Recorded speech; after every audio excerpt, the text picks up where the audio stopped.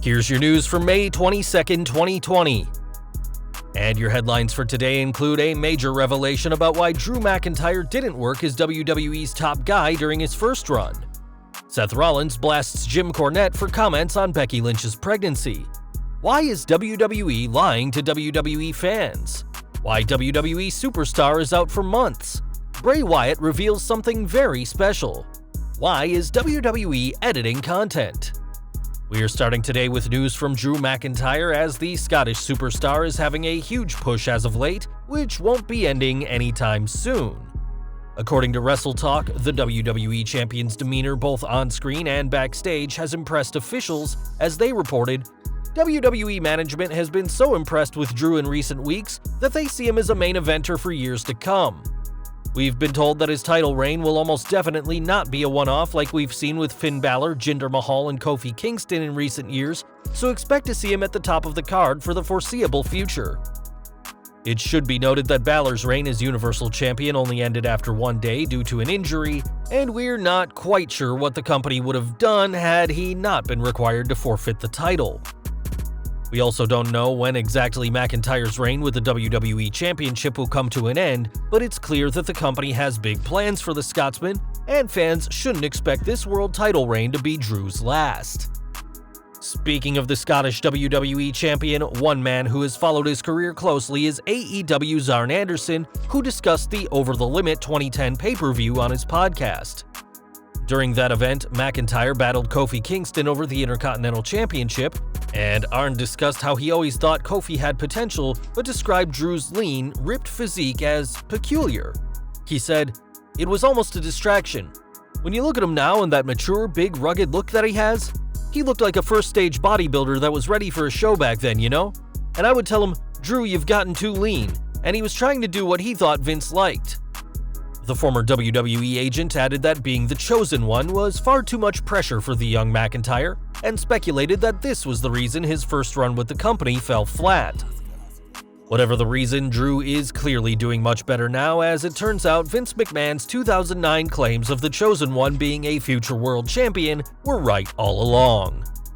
From one Raw superstar to another now, and after Becky Lynch announced her pregnancy to the world, Jim Cornette had some very unpleasant things to say about the former Raw Women's Champion. One person who certainly didn't appreciate Cornette's rant was the man's fiancé, Seth Rollins, who said on the After the Bell podcast that it hurt to see someone he respected and who he worked with in Ring of Honor say such hateful things. He added, "It made me lose a lot of respect for someone who a lot of people had already lost respect for. I was still holding on to hope that somewhere there was a personal connection between Jim and I, that he would think twice before making some egregious comments about women, about my wife, that were just completely, I can't even forgive them." The architect added that he is incredibly proud of his fiancée for what she's doing and the courage to leave the ring behind, and concluded that Cornette's comments are nonsense, not just for Lynch, but for women around the globe. Though both Rollins and After the Bell's host Corey Graves made their feelings pretty clear on Cornette's comments, we doubt this'll change Jim's views, as the infamous wrestling personality has become pretty infamous for saying controversial sound bites over the years. We've got news from SmackDown next, as one superstar fans haven't seen in quite some time is Sami Zayn. Though the Canadian has opted not to appear due to the ongoing global situation, the company never gave any reason other than saying he can't compete, which led to him being stripped of the Intercontinental Championship that he captured earlier this year. Now though, WWE is giving their own explanation why he's not appearing, though rather than say that he's chosen not to appear due to the situation, they're instead reporting that Zayn is injured. With Zayn no longer the champion, a tournament has been set up to determine the next Intercontinental Champion, though it's interesting that the company are claiming he's suffered a kayfabe injury. We're looking at AEW now, as though Britt Baker was getting a big push in the company, it looks like plans for her have been put on hold. During a recent spot where Nyla Rose was powerbombed onto her, the AEW Women's Champion landed on Baker's knee, and Bryan Alvarez noted during Wrestling Observer Live that it's believed the dentist suffered a torn ACL. If true, a torn ACL will keep her out for 9 months, if not longer, and could also cause issues for her other occupation as a dentist, since they have to stand on their feet for so long. A source for Bodyslam.net asked about Baker's condition after the Dynamite where she suffered her injury and revealed, I was told that she had her knee heavily wrapped up today and that it hurts pretty bad.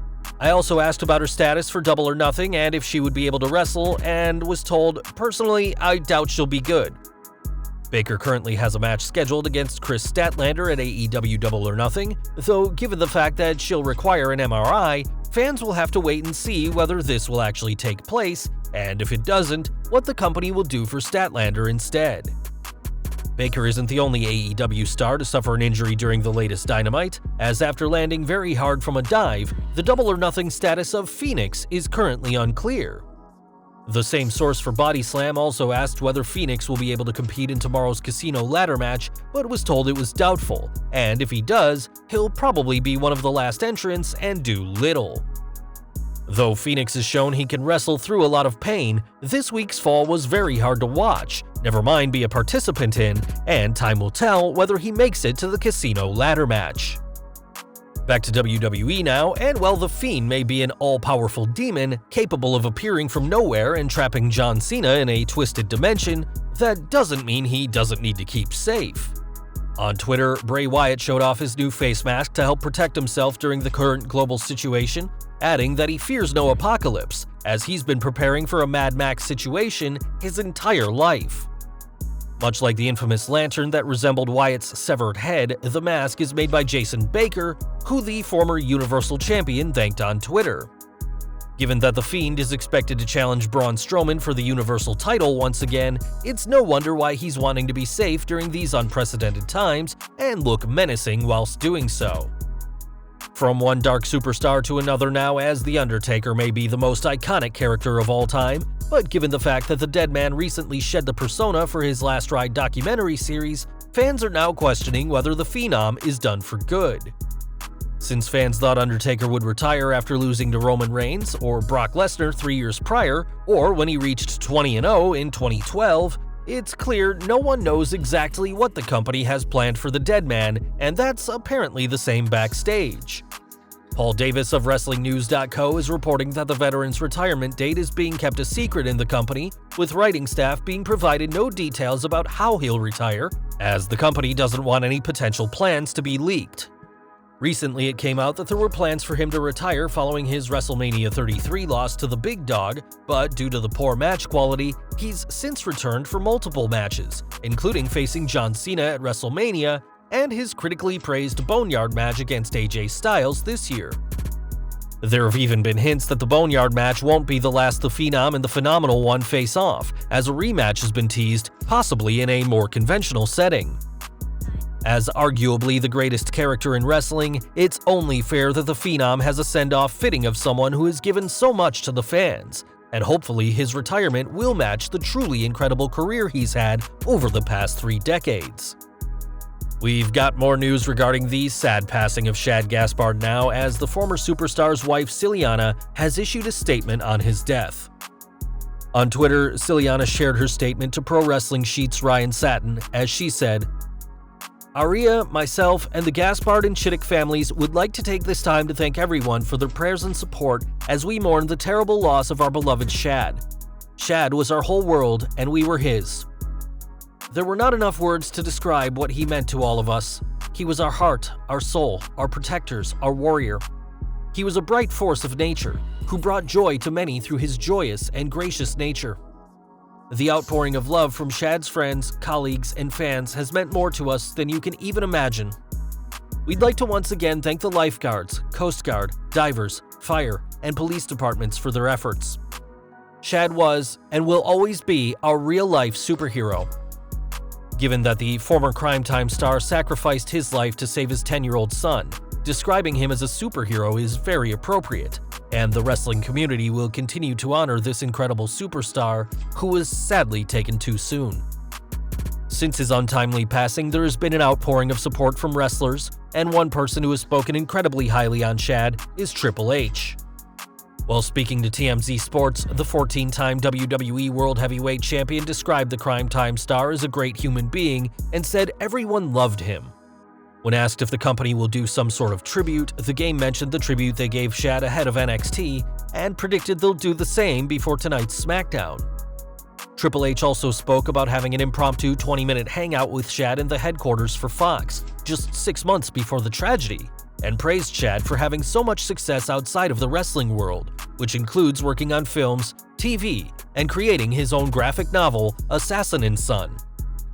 It's obvious that Chad meant a lot to a lot of people, and though he's no longer with us, fans will always have the memories of the entertaining superstar who died as a true hero. We are looking at NXT next, and though this week's show was taped in advance, the WWE was able to make some interesting edits to the 2-hour program. While most edits made allow superstars taking big falls or dives to land safely on a crash mat, this week's show saw a very strange edit concerning Velveteen Dream and Adam Cole. When Dream dove from the top rope to hit a frog splash, the camera cut to a different angle, which bizarrely showed the former Tough Enough star instead land with his elbow on the NXT champion. It's much more likely that Dream hit a frog splash onto a crash mat, and then the second part of the move was filmed, where he lands with his elbows on Cole. It was a bizarre edit that was quickly spotted by fans online, and while Karrion Kross vs Tommaso Ciampa is the only match confirmed for an NXT TakeOver in your house, fans can expect these two to face off at the event, hopefully without so many obvious edits. We've got news regarding Ric Flair next, as the Nature Boy has inked a new deal with WWE. After Flair's previous contract expired at the end of the year, Flair took to Twitter yesterday to confirm his new status, telling fans he'll be limousine riding, jet flying, and styling and profiling with WWE forever. This new deal is Flair's third contract with the company, as he first joined in 1991 but left in January 1993, and his second contract saw him return after 2001's Invasion before leaving in 2010, where he would defect to TNA. With Ric's daughter Charlotte riding high as the NXT Women's Champion, it'll be interesting to see what the company does now that they have Flair locked down, and whether the dirtiest player in the game will be making some appearances on TV as well.